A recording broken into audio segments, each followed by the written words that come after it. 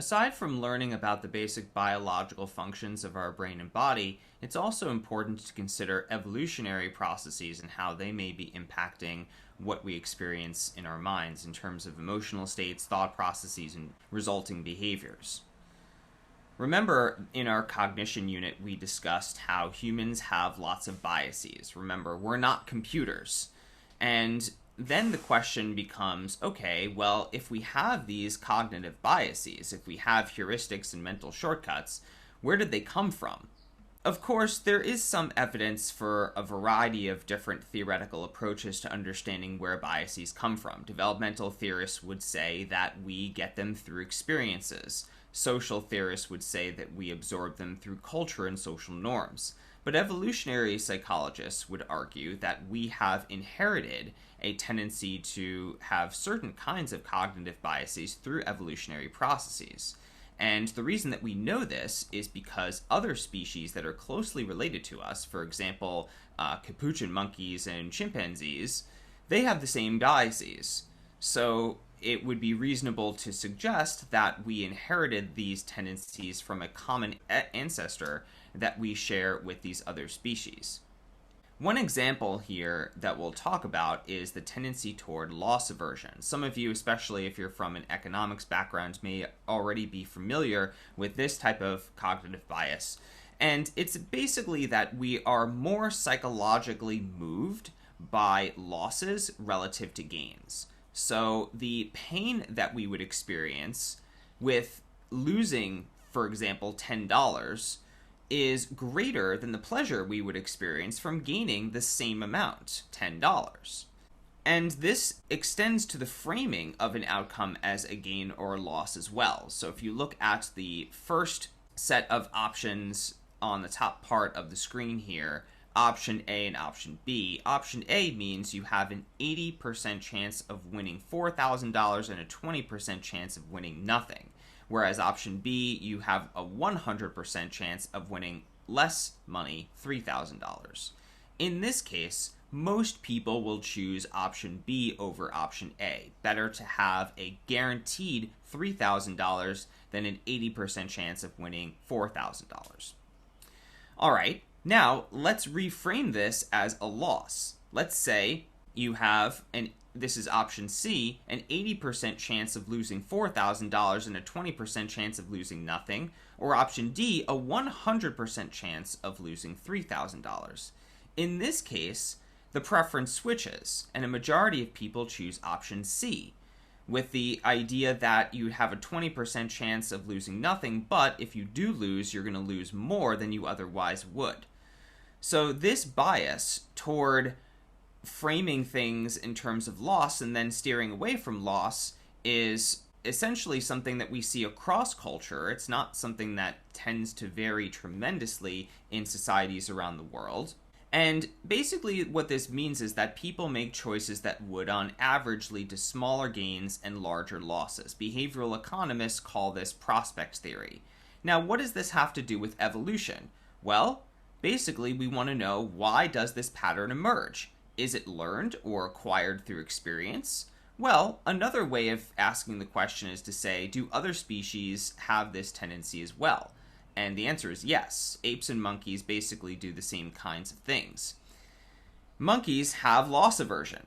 Now, how do we know this? After all, monkey societies don't have money, right? Well, some comparative biologists and psychologists have designed experiments where they essentially give monkeys choices.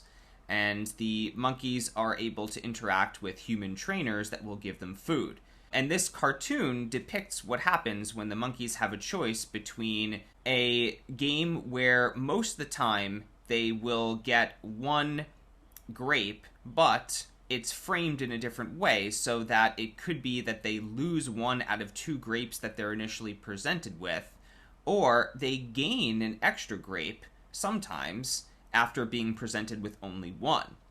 And it turns out that monkeys prefer the framing in which they have the potential to gain an extra grape rather than lose a grape, even though, again, most of the time they end up with one anyway.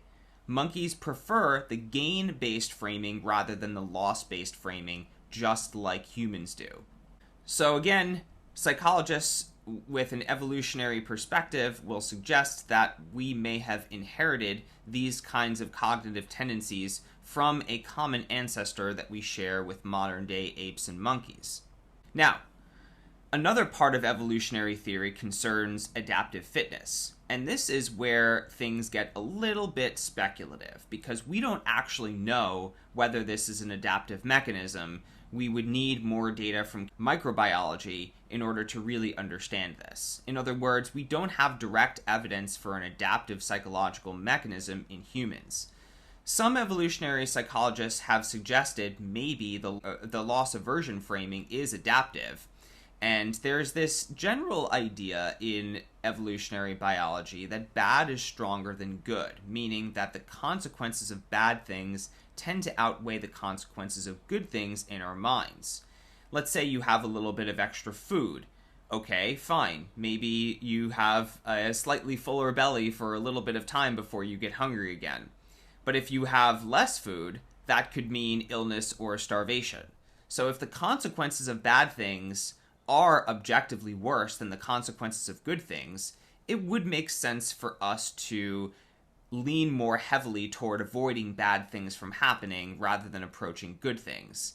Consider if you're out in the wild and you see to your left some food and to your right a predator. If your attention is more drawn to the food, what's the best outcome you could have? You have some delicious food to eat and you're full for a little bit of time before you get hungry again. Well, if you ignore the predator, then maybe you'll die and you won't have any chance to eat any more food, much less raise offspring or reproduce or something like that. So this is the evolutionary thinking that leads people to believe that loss framing and loss aversion are adaptive. It would be worth it for us to pay more close attention and be more psychologically moved by danger rather than reward. And some psychologists have extended this framing to suggest that this is perhaps why we're so unhappy all of the time, because our minds are constantly being pulled toward negative things and we always feel dissatisfied. It would be weird if you had a really tasty meal and all of a sudden were so satisfied that you didn't want to eat anything for another week. That would be disastrous in terms of health outcomes.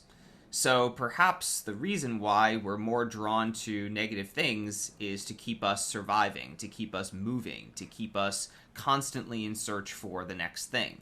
And of course that means when we do come across good things, they tend to be very fleeting in our minds.